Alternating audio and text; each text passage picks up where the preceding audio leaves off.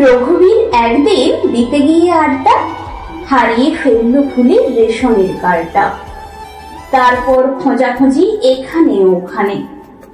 রঘু ছুটে এলো তার রেশনের দোকানে। সেখানে বলল কেঁদে, হুজুর চাইছে আটা। দোকানে বলল হেঁকে, চলবে না কাঁদা কাটা। হাটে মাঠে ঘাটে যাও, খোঁজো গিয়ে রাস্তায়। ছুটে যাও আড্ডায়, খোঁজো চারিপাশটায়। কিংবা অফিসে যাও এ রেশন এলাকার। আমার মামার পিসে কাজ করে ছেলে তার কাছে গেলে পরে সবই ঠিক হয়ে যাবে। 6 মাসের মধ্যেই নয়া এক কার্ড পাবে।